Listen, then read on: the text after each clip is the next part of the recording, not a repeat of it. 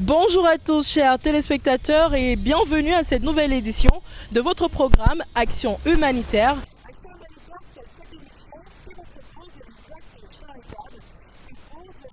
émission qui vous propose des actes charitables qui posent les uns et les autres, associations, organisations non gouvernementales et toute autre personne en faveur des personnes démunies, des personnes défavorisées. Alors aujourd'hui dans Action Humanitaire, on va se rendre à la Fondation FACT avec un jeune Camerounais nommé Emmanuel Fembe. Il s'y est rendu pour remettre des dons et redonner du sourire à ses enfants orphelins, abandonnés et défavorisés. La suite dans quelques instants. Alors, chers téléspectateurs, pour la première partie de cette émission, je vous propose un reportage qui revient sur la cérémonie de remise de dons de Emmanuel Fembe à la Fondation FACT. Une cérémonie pleine de joie, de bonheur, de partage, de fou rire, également une cérémonie éducative. Écoutons ce reportage.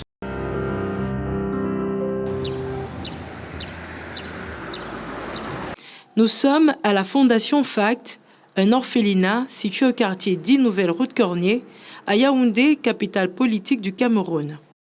Aujourd'hui, les enfants de cette concession et les responsables reçoivent la visite d'un jeune garçon au grand cœur que voici. Lui, c'est Fembe Emmanuel Pascal. Âgé de 28 ans, Emmanuel réside à Douala, capitale économique camerounaise, dans laquelle il est en fonction.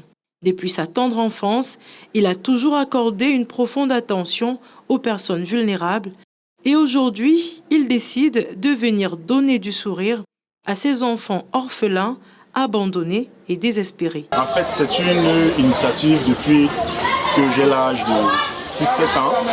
J'ai envie d'aider les pauvres, les gens qui ont faim, les gens qui ont soif, les gens qui n'ont pas de vêtements, les gens en fait qui sont dans le besoin.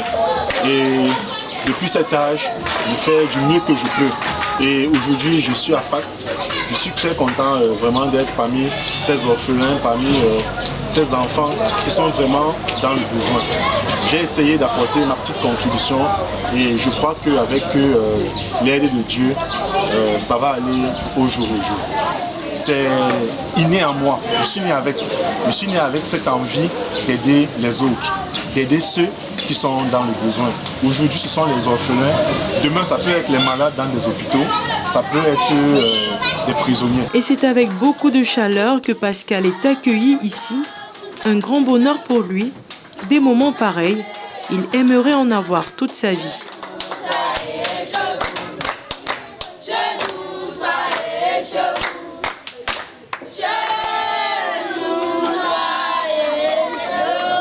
On applaudit très fort pour le centre.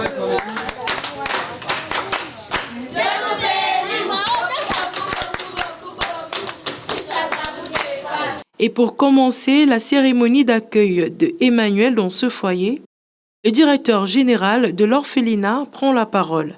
Lui, c'est Albert Atangana. L'institution qui vous accueille aujourd'hui est une œuvre privée à caractère social, à but non lucratif, apolitique et laïque, qui a pour objectif l'accueil, l'encadrement, la sauvegarde, l'éducation et la formation multiforme des enfants. Et ces enfants qui constituent une population cible sont composés d'enfants orphelins, d'enfants abandonnés, d'enfants nés de parents handicapés, d'enfants victimes d'injustice sociale, donc des enfants indigents. Alors, l'effectif actuel est de 53 pensionnaires, et les plus grandes sont là. Et âgés de 2 à 18 ans, on a un bâtiment de filles, un bâtiment de garçons. Et ici, c'est le bâtiment des garçons. Ça, c'est les filles. Ça, c'est la terrasse du monde. Ah, d'accord. Ça se prend le rassemblement. Voilà. Donc, nous tenons ici à signifier toute nos reconnaissances et notre profonde gratitude pour ce geste très profond, ce geste salvateur qui, vous ne devinez pas, concourt grandement à leur bien-être et à leur épanouissement. Après le directeur général de la Fondation, c'est au tour du donateur Emmanuel Fembe de prendre la parole.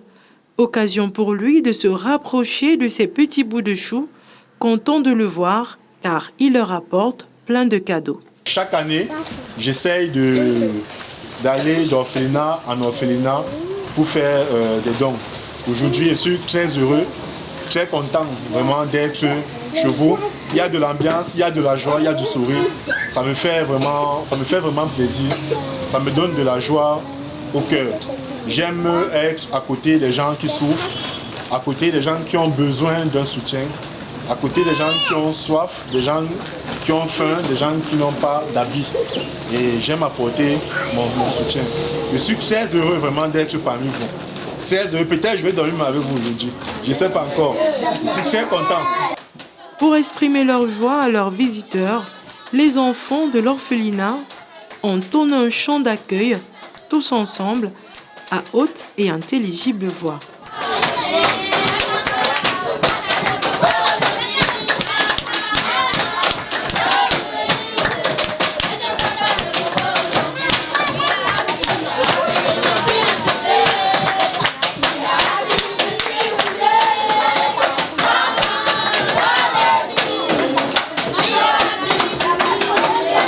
Un moment d'émotion pour Emmanuel qui ne se prive pas de rentrer dans la danse.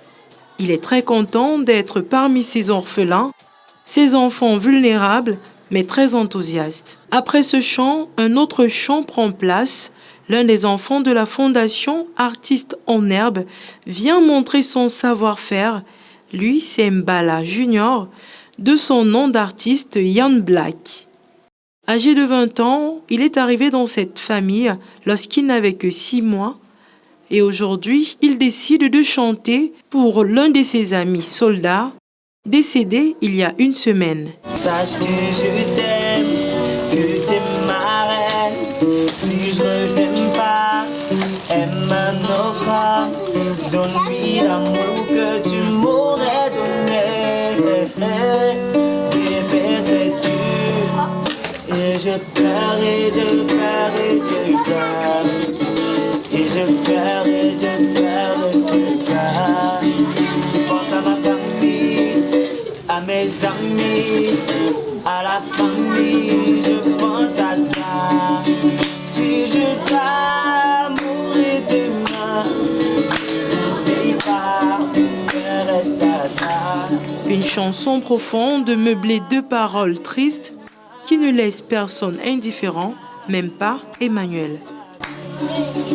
Si je dois mourir demain, n'oublie pas, père et tata.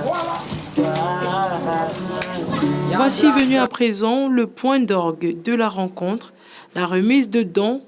Les enfants sont appelés un par un pour réceptionner les cadeaux que leur a apporté tonton Emmanuel, comme il l'appelle si bien. Et ils sont très contents.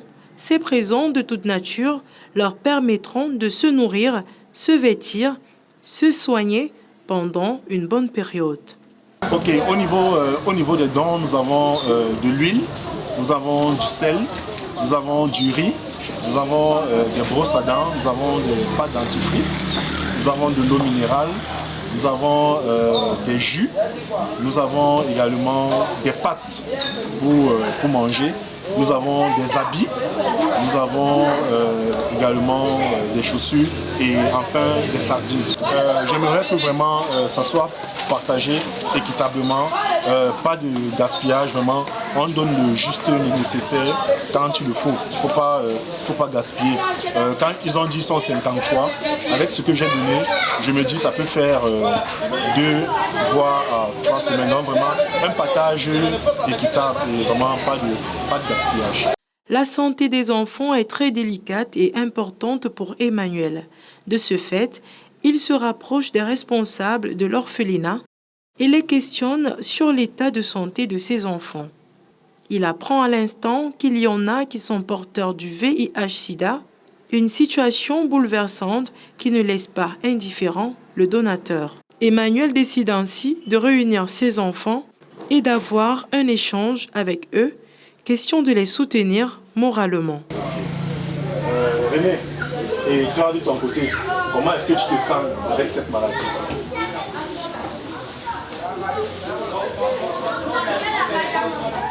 Tu ne te sens pas bien? ça t'arrive souvent de pleurer, d'être un peu triste? Pas du tout. Mais comment tu ne te sens pas bien alors? Qu'est-ce qui ne va pas? Ah, tu n'aimes pas toujours voir les remèdes. Mais tu sais que si tu ne vois pas les remèdes, tu ne vas pas mieux te sentir. Tu bois les remèdes. Ça va aller. Hein. C'est une maladie qu'on est en train de combattre et qu'on est en train d'essayer de trouver des remèdes. Donc ne vous dérangez pas. Vivez tranquillement, ça va aller. Et pour venir en aide à ces enfants porteurs du VIH-Sida, Emmanuel décide de contribuer aux dépenses liées à leur traitement. Il le fera pendant une bonne période. Ne vous inquiétez pas, la maladie, on est en train de combattre. Et comme j'ai dit, je vais voir tonton.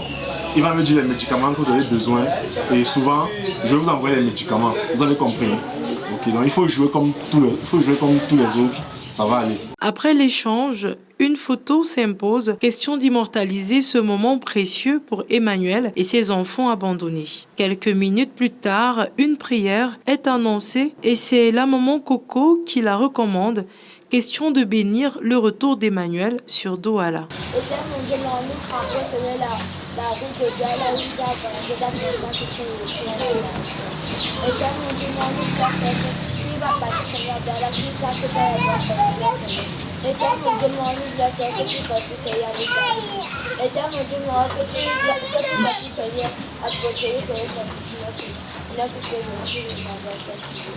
Amen. Amen. Amen. Et c'est à travers cette prière que prend fin la cérémonie de remise de dons de Emmanuel ici à la Fondation FACT. Il faut dire que son objectif a été atteint. Il a su donner de la joie, du bonheur, du sourire à ses enfants désespérés.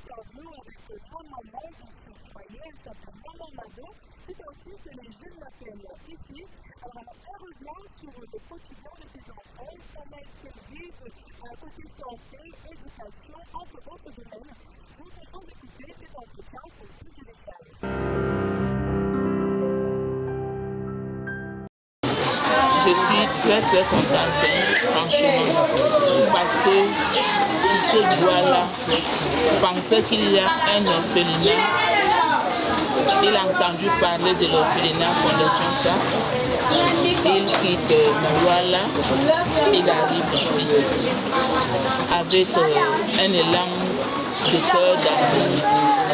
Moi je compte pas souvent, disons je compte, les gens apportent les dons. Mais le geste d'abord, ça dit penser qu'il y a les enfants quelque part en souffrance. Ça me fait mal au cœur. Je voudrais leur apporter mon soutien. C'est beaucoup. C'est beaucoup. J'apprécie ce geste-là. Faire ce voyage-là, c'est déjà un sacrifice. Alors dis-nous, ici à la Fondation FACT, quelles sont les réalités que vous êtes confrontés chaque jour? Comment est-ce que ça se passe et comment est-ce que tu fais pour gérer tout ça avec tous ces enfants? Plus d'une cinquantaine d'enfants, cinquantaine de pensionnaires. Comment ça se passe ici au foyer maman? Eh bien, ça se passe comme dans une grande famille. Toute grande famille. Bon. Nous avons ceux qui sont un peu grands, qui sont comme des grands frères. Et échelonnés, on arrive aux moyens. Les plus petits, ce sont les encadreurs qui s'en occupent, aux grandes personnes. Donc, chaque matin, comme tout le monde, on se lève 5h30, la prière, 6h. Au moment de l'école, les enfants se préparent. Ceux qui vont à 7h sont partis. Avant cela, on a fait le petit déjeuner. Voilà. Et les difficultés, je peux dire que c'est comme dans chaque famille. On a besoin de tout ce qu'une famille, dont une famille peut avoir besoin pour le quotidien. Mais ma grande préoccupation ici, c'est, vous voyez, on a un terrain bien placé, mais les structures sont trop petites pour le nombre d'enfants que nous avons. On a un projet de construction.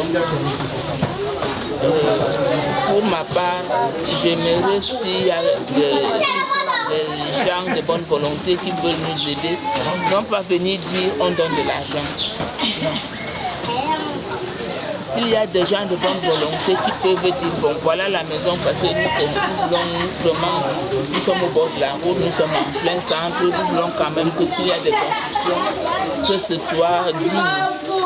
Donc si quelqu'un dit moi je fais le premier niveau et puis je vais m'arrêter là, ou bien je peux faire tout le bâtiment.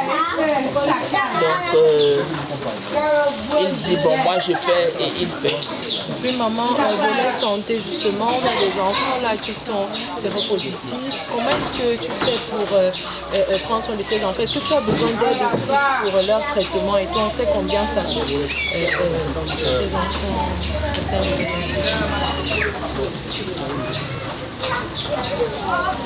Là, c'est un problème. Là, c'est pas les enfants sont suivis. Mais je me dis quand même qu'on parle de possibilités de santé maintenant.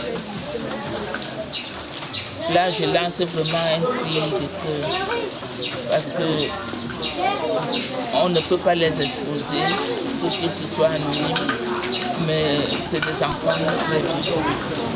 Des enfants très bien.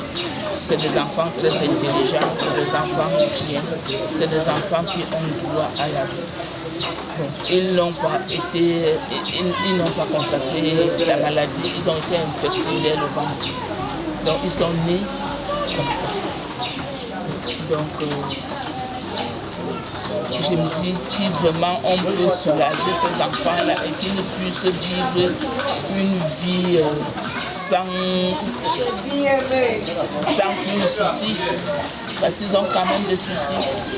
Il faut qu'on leur dise que faites attention à vous blesser, faites attention à ce que une fois que vous êtes blessé. Bon. Et l'enfant, quand l'enfant a 9 ans, il joue. Bon, son problème n'est pas là, il peut s'oublier. Et c'est frustrant pour ces enfants. Donc, moi-même, ça me choque. Alors, un dernier mot, un message que vous souhaitez passer, n'est-ce pas, à nos téléspectateurs qui nous regardent aujourd'hui. Qu'est-ce que vous dites aux uns et aux autres? Merci déjà de nous écouter et merci pour la visite que vous avez faite. Les doléances ont été données. La maison est ouverte, grandement ouverte, comme chantaient les enfants. Et si vous êtes chez vous, nous sommes chez nous. Donc, tous ceux qui ont la bonne volonté peuvent passer à la Fondation FACT. Merci pour cet échange. Merci d'avoir accepté de répondre à nos questions. C'est moi qui vous remercie.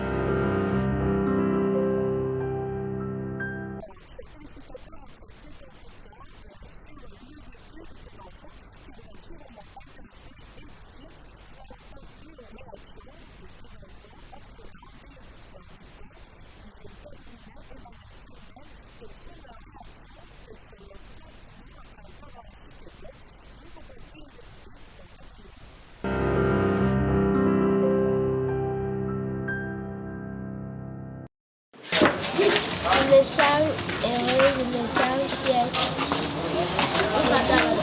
Merci à tonton et Pam parce qu'ils m'ont donné le sourire, ils nous ont donné encore la force de pouvoir supporter. Oui, je suis contente. J'ai dit merci à tonton Emma parce qu'il nous a apporté de quoi manger. Moi, je dis merci pour tonton Emma parce qu'il nous a donné beaucoup de cadeaux. Il nous a donné aussi pour faire le lait le matin et les jus. D'ailleurs, s'il n'y a pas quelque chose à boire, si on coupe l'eau, on nous donne le jus pour boire. Et donc, on merci parce qu'on a chanté, il nous a donné les cadeaux. Et donc, je dis merci parce qu'il nous a appelé pour nous donner les cadeaux, les sardines. Je dis merci parce qu'il s'est filmé avec nous. Il a donné les bons. Moi, je suis content pour la musique et les bonbons que vous avez donnés. Et je vais partir dire à tonton et maman. Moi, je suis content de la musique. Alors dis-moi, qu'est-ce qui s'est passé aujourd'hui? Qu'est-ce que vous avez fait avec tonton Emma qui est venu vous donner les jeux et tout ça? Qu'est-ce que vous avez fait avec lui? On a chanté, on a prié. On a sucé les bonbons, on a mangé. Dis-moi comment tu es content. On est content pour les visites. Merci. Tu t'appelles comment? Derrick. On a chanté, on a prié, on a sucé les bonbons, on a mangé. Bon, pour ce don, je suis fier. Pourquoi? Parce qu'il a dit ceci. Il n'est pas de la ville. Mais quelqu'un qui quitte d'une autre ville pour venir dans une autre ville parce qu'on lui parle d'une institution et lui-même ça lui est touché en cœur. Venir donner les dons. Bon, je ne veux pas peut-être détailler, mais le geste, pour moi, ça m'a touché parce que je rêve faire comme lui. Parce que pour moi, c'est mon rêve. Je rêve faire comme lui et j'ai l'envie. Elle voulait danser. Elle m'a dit, tonton, danser. J'attends le son. Elle m'a dit non, elle ne veut pas qu'on chante à la bouche, excusez-moi. Mais j'aime ce qu'il fait. Et pour moi, je veux que demain ou après-demain, je puisse faire comme lui parce que c'est mon rêve le plus cher.